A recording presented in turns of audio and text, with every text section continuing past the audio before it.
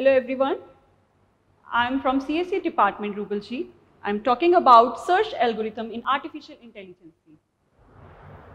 As we know, in artificial intelligence, we have search techniques with us, that is informed search and uninformed search. But before going to that particular topic, I need to discuss with you that we have to concentrate first on the agents, that what are the sensors and agents which are interacting with the environment to fulfill the interaction with the machine and user. So we need to understand that there are some rational agents and there are problem-solving rational agents available in the market that give you best output of the searching techniques. So we need to understand and focus on the algorithm to provide a best solution for the techniques. Okay, so let's talk about the types of searching algorithm. So if I'm talking about the types of searching algorithm, then I am talking about the blind search and heuristic search. So blind search and heuristic search, indirectly I am talking about the informed search and uninformed search. So let's move for the first, that is uninformed search. Searching algorithm, we need to focus on the uninformed search, means blind search. We will move further in detail that what are the uninformed blind search covering, but before that we need to understand what are the things which are, they have the categorization in breadth first search, uniform cost search, depth first search, breadth first search, alternative, iterative deep link, depth first search, bidirectional search. They are the further division of uninformed search. That means the blind search. Blind search means that we didn't have any information about a goal state. That agent is still confused that which part they need to follow. Then we have in informed search, we need to understand the categories, or under this category is best first search and A star search. Now we will move slowly and understand one by one what are these things and what are the algorithm they are follow to fulfill and give out the best results. Uninformed search in AI. So uninformed search in AI means that they didn't have the additional information about the search space or the traverse path which we need to cover. That means they are blind enough and they didn't have any information about the goal state. That is why this come under the category of uninformed search. In this is something like if we didn't have any idea about a goal path, that where we need to stop, that whether we reach to our goal path or not, that means it's more complex. Although it's have no utilization and no knowledge about the informed search also. So this is something called blind. Now, one by one, just understand the further category which started breadth first search, breadth first search and depth first search. These are the two main categorized things which are involved in the your artificial intelligence techniques. So let's understand first that breadth first search algorithm traverses in a graph in a bedward motion.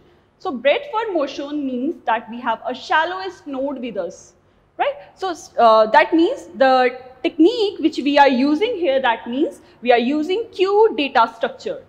So everyone know what is queue data structure? The queue data structure is, that means the first in first out. We have to use the queue in first out with NQ and DQ. Okay, so let's try to understand and analyze this diagram one by one and then differentiate between depth first search and breadth first search. All right, so this you can see, this is a in this formation, this is in the tree formation. We can go for the graph also, although, but right now I'm just explaining this topic in the example of your graph, a tree. So we need to understand this, that tree is divided from the root node to the subdivision in a level. That is why this breadth first search also called level branching or a level division.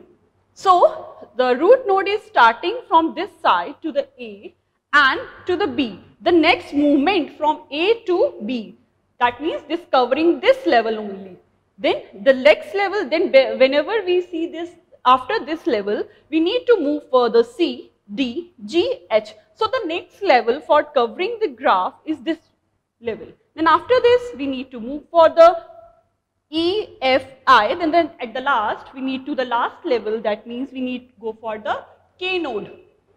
So this is why that is called a breadth-first motion, means this is level-wise they are moving, and this is also called your complete structure, because they just move level-wise and they move to each and every node. They visit to each and every node. This search technique is really called a complete also. That is why we call this technique as a complete, because we get, no doubt this is something slow, but yes, we reach to the goal path.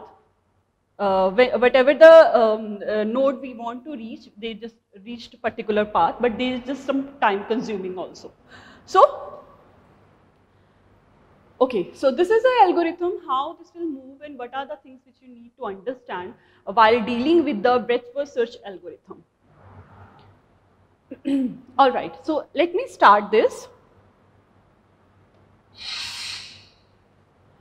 We need to understand in this algorithm, the step 1 for this algorithm is visiting the starting vertex and mark it as a visited. So mark it as a visited. Suppose I am giving you the example that this is our A node and this is our B node and this is our C node. Suppose I am giving you a rough example for that. So visiting the starting vertex and mark it as a visited. So we need to understand that visited the starting, we just started from the root node and we visited here as a starting vertex and just mark it as a visited. So we marked as a visited and display it. Display it means, suppose this is our queue and we need to start displaying it. So in a queue, this means we are queuing the data inside and dequeue the data from this side. Alright, so set a pointer to the starting vertex. So we need to set the pointer to the starting vertex. So after setting this pointer to the starting vertex, we need to understand that we have to move for the step 2. So in the step 2, if currently working visited has adjacent unvisited vertex, this is something really we need to focus on adjacent unvisited vertex. That means if the root node is having unvisited, because we still didn't visit to the B and C. So if the adjacent vertex are not get visited at that particular moment, that means we need to visit.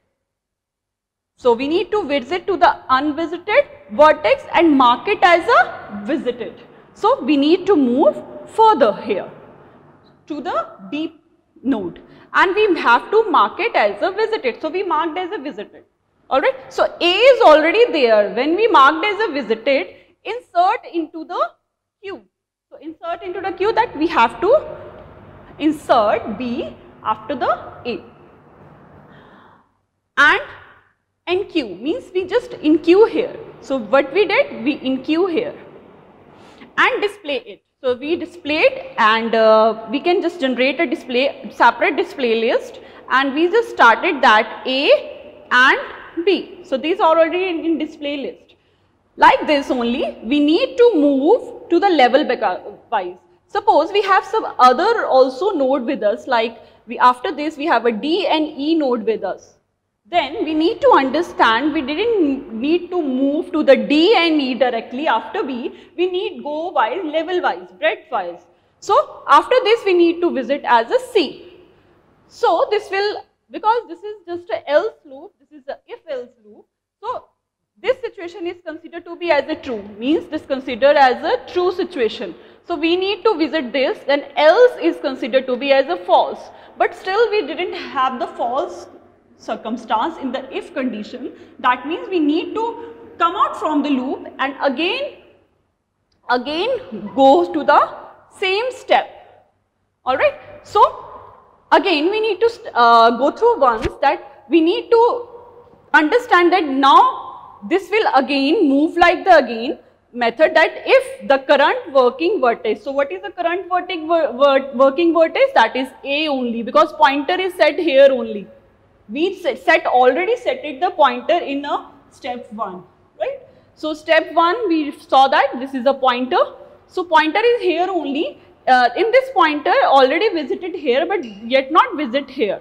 So the other point is that we visited here also. So for that, if the current working vertex has an adjacent unvisited vertex, yes, that means we have to visit now C, because A, where we put a pointer, this already one vertex which is not visited, that means C is not visited. Alright, we already visited the A and B, but C is unvisited, that is why we visit again to that particular vertex. When we visited, we have to in Q, what happened? Visited the unvisited, visited the adjacent unvisited vertex and mark it as a visited. So we visited here and mark it as a visited. So now we need to display A, B, C. Alright, suppose we have nothing in next level is there, no level is there, then what happened? We need to understand, we need to move to the level wise, so we need to move to the D node. So here in the D node we need to understand that D node means if the situation now, if now the pointer moves, this pointer will move because another node is not there, we need to understand that this pointer is now come to the B part. So B node having the pointer there. So in this particular pointer we need to understand this pointer is now just elaborating D and E. So this is already marked as a visited. So this is considered to be as a next movement, that visit the starting vertex visited and mark it as a visited. This is already marked, right? Then currently, so if the currently working visited has adjacent unvisited vertex, then means the same process will repeat again, and until this process is all repeat, update the pointer, means we need to update the pointer. Before that the pointer is in the A, when both are visited, that means this pointer is moved to the B position. So B is the updated pointer for the next move.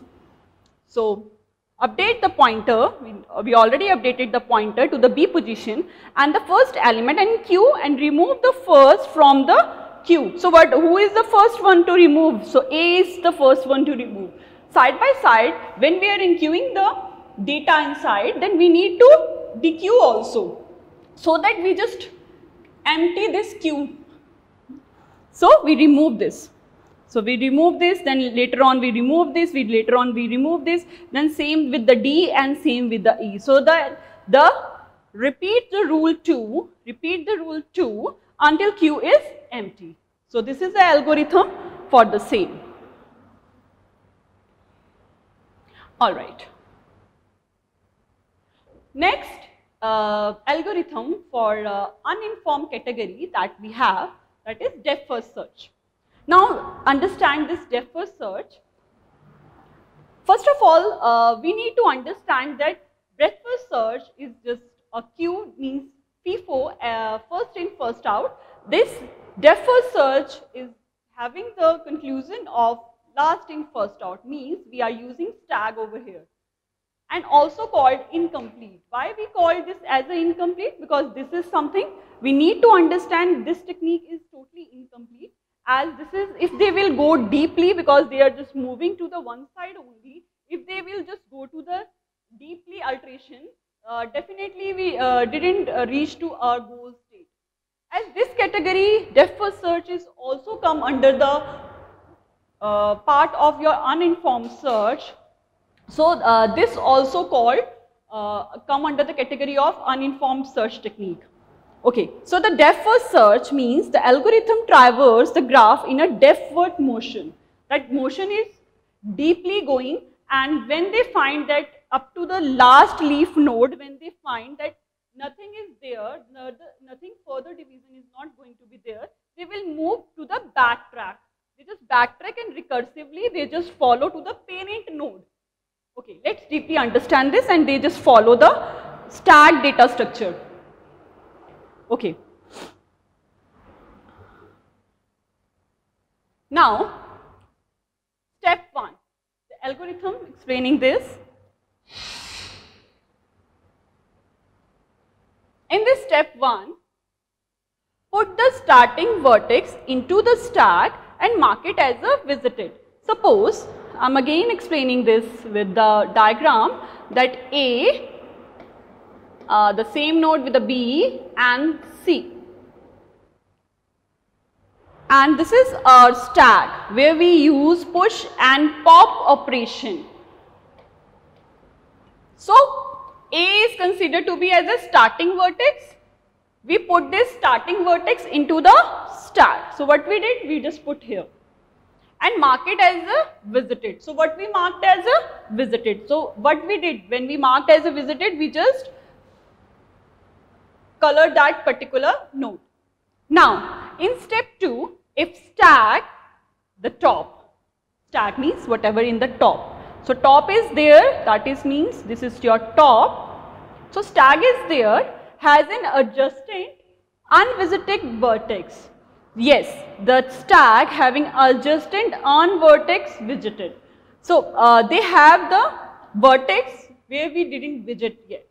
So, we can see, you can start traversing from any direction, is up to you.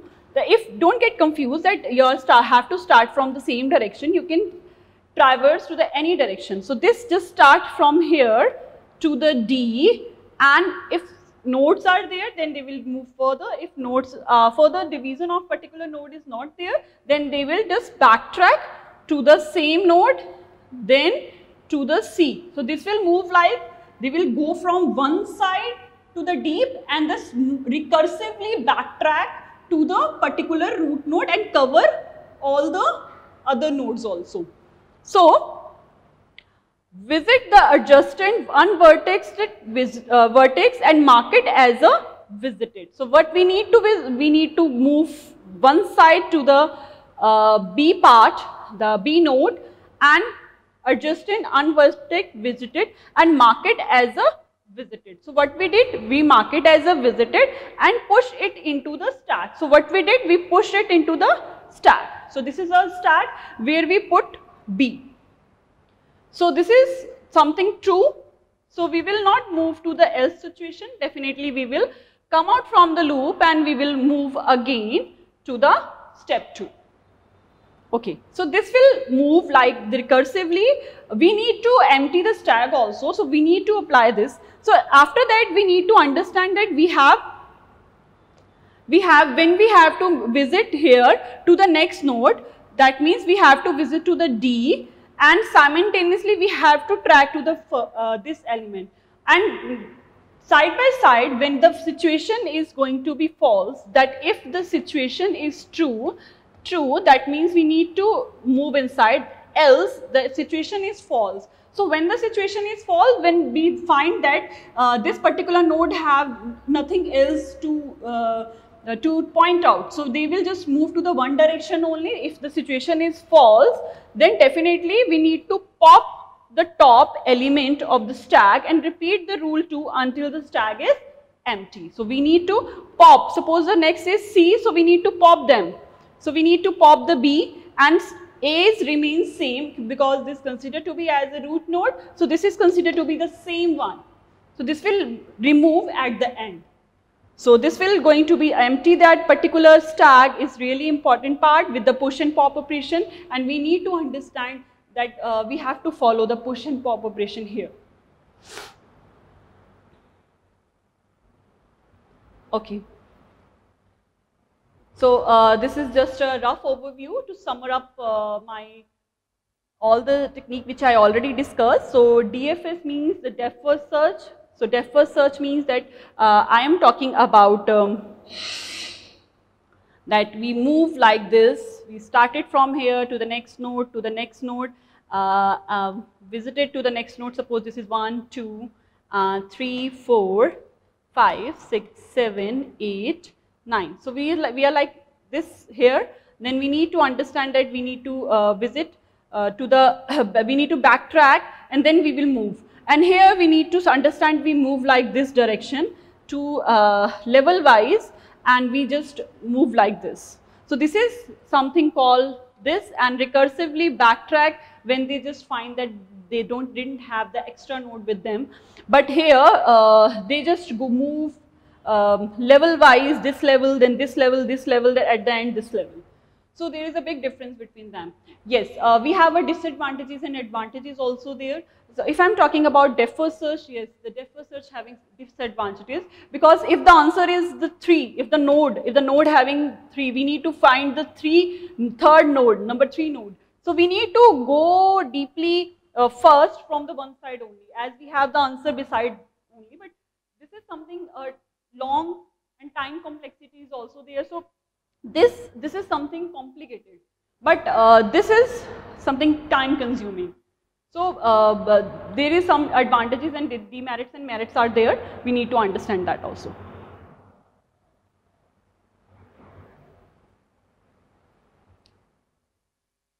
Let me talk about informed search strategies. So informed search strategies means I am talking about the strategies which have the goal information, that they have the knowledge about the goal information, that we have some heuristic values there. So what are those things we need to understand, that what are the additional knowledge we have about the search space. So we need to understand that. So informed search means that we have already idea about path cost, the goal state, and reach to the goal stage. So these things already with us, and we need to understand what are the heuristic search. So heuristic search means the informed search technique that most useful and the large search space, and informed search having the algorithm with the idea of heuristic function. Okay, so first, before move further, we need to understand that what is actually heuristic. So heuristic function is a function where we have a good information about a path. We have the with the equivalent distance, we just calculate that heuristic function, and with the help of equivalent distance, we need, although we have some other techniques also with us to calculate the heuristic value, but this is something, a mathematical concept, that with the formula of equivalent distance, we just calculate what are the things which you need to include to find out the best path which is available and reach shortly also, and have a less path cost. Okay, so we need to understand that heuristic function is estimate that how close state to the goal, that they just give you the estimate that how, what are the distance between your goal state and whether you are near to your goal state or not. So this is called the heuristic search. So it represents by HN. Just make sure that you should know that the representation of particular heuristic search is HN. So this is called a pair of states are there, and we need to understand what are the things which are included in the heuristic search. We have some high climbing, simulated, animated, and depth first search techniques and constraint satisfaction problems are also there. We have the things which you need to understand, that whether we need to decide that where to reach. So we have so many paths with search, which path will give the shortest path, which is considered to be the shortest path, we will move there. So heuristic search will also do the same. So before that, make sure that you have already done with a good understanding of heuristic search. So basically heuristic search is such an important part to cover, to understand that we already know that what are the goal states which are available with us, or what are the, as we are near to our goal state or not. So with this, I would like to say thank you for